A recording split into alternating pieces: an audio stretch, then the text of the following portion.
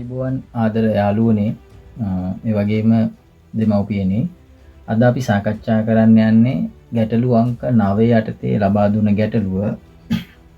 ගැටලු උනේ නාමල් උපුල්ට වඩා වයසේ මම සාමාන්‍ය කෙටිසරණක් හදාගත්තා පොඩි පැහැදිලි කිරීමක් කරන්නම් ගැටලුවේ මුලින්ම තියෙනවා නාමල් උපුල්ට වඩා වයසය. එතකොට මේ නාමල් මේ උපුල් මේ රනිල් මේ සුපුල්. එතකොට මේ ගනුදෙන් මේ අදාළ ගැටලුවේ ඉන්නවා පුද්ගලයෝ 4 දෙනෙක්. නාමල් උපුල් රනිල් සුපුල්. මේ පුද්ගලයෝ අපිට හම්බ වෙනවා.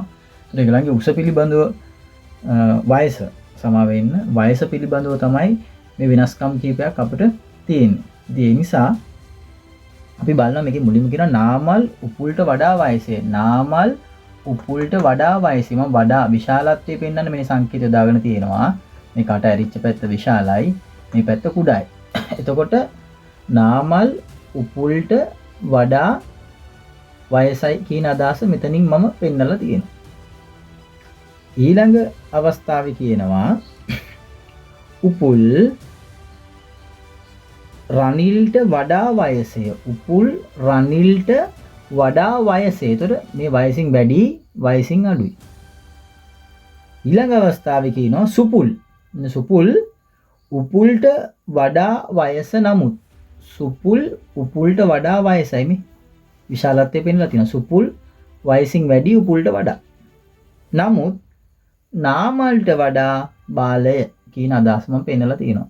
එතකොට අපිට මේ සටහනින් අපිට පොඩි අදහසක් ගන්න පුළුවන්. ඇත්තටම රනිල්ට වඩා වයසින් වැඩි උපුල්. උපුල්ට වඩා වයසින් වැඩි සුපුල්. සුපුල්ට වඩා වයසින් වැඩි නාමල්. ඔය අනාදි අවස්ථාව ගන්න පුළුවන්. නැත්නම් ළමයට තව අවස්ථාවක් අපිට ගන්නවා වයස් රේඛාවක් ඇඳලා ඉවර වෙලා මේ කියන කතාව මේක පෙළගස්වන්න පුළුවන්. ඒ අනුව අපිට මුලින්ම කියනවා දැන් අපිට මේ සටහනෙන් ගන්න පුළුවන් නාමල් උපුල්ට වඩා වයසේ. ඒතර මෙන්න නාමල්. හරි. උපුල්ට වඩා වයසේ. ඒතර උපුල් අපි මේ වගේ තැනකින් දා ගන්නවා. ඊළඟ කියනවා උපුල් රනිල්ට වඩා වයසය. ඒතකොට රනිල් අඩු වෙන්න බෑ. උපුල් වැඩි රනිල්ට වඩා. සුපුල් උපුල්ට වඩා වයසය. ඒ කියන්නේ උපුල්ට වඩා වයසනේ සුපුල්. මේ අරින් දාගත්තා. නාමල්ට වඩා බාලය. ඒතර ඒ අනුව ගත්තම මේකේ වැඩිමල්ම කෙනා නාමල්. ඒ වගේම රනිල් තමයි මේකේ බාලයා. ඒතර මේක තවත් විදිහකින් අපිට ළමෙක්ට තේරුම් ගන්න පුළුවන් තව මේ ක්‍රමයටත් අපි සාමාන්‍ය මේ විදිහටම නම් ටික දාලා රේඛාවක් අඳින්න පුළුවන් අනිත් පැත්තට. එතනදී අපි හිතුව මෙතනින් පොඩ්ඩක් මේ පැත්තට රේඛාවක් අඳිනවා. නාමල්නේ වයසින් වැඩිම. එයාගේ රේඛාව පොඩ්ඩක් දිගට ඇඳ ගන්නවා. ඊට පස්සේ කියනවානේ උපුල් රනිල්ට වඩා වයසයි කියලා. උපුල්ට වඩා නාමල් වයසයිනේ. එහෙනම් උපුල්ගේ රේඛාව මේ ප්‍රමාණයෙන් ඇඳ ගන්නවා. උපුල්ට වඩා නාමල් වයසින් වැඩි. උපුල් රනිල්ට වඩා වයසයි. તો රනිල් බාලයි. රනිල්ගේ රේඛාව ටික අඩු වෙනවා. ඊළඟ කියනවා සුපුල් උපුල්ට වඩා වයස නමුත් සුපුල් උපුල්ට වඩා වයසයි. ඒතර යාගේ රේඛාව මීට වඩා වැඩි දික් වෙන්න ඕනේ.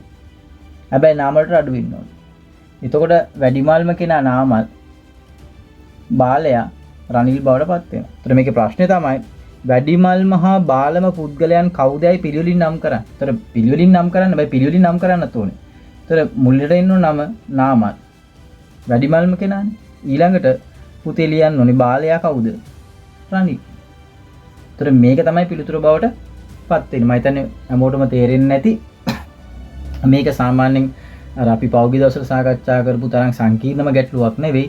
නමුත් දරුවෙක් මේ අදාළ පිළිතුර සකස් කර ගැනීමේදී මේ කටුසටහන ඉතාමත් වැදගත් වෙනවා. මොකද විශේෂයෙන්ම අපි දකින්න දෙයක් තමයි ගොඩාක් දරුවෝ ගණන් වරද්දගන්නේ කටුසටහනක් නැත්නම් කටු වැඩ නිසියාකාරව නොකිරීම තුල ගොඩාක් දුරට ගණන් වරද්ද ගන්නවා. ඒ නිසා දුවේ පුතේ අනිවාර්යයෙන්ම කටු වැඩේ කරලා Taman නිශ්චිතව පිළිතුර අඳුනාගෙන පිළිතුර සටහන් කරන්න. එතන වඩාත් හොඳින් Tamanට ලකුණු ලබා ගන්න පුළුවන්.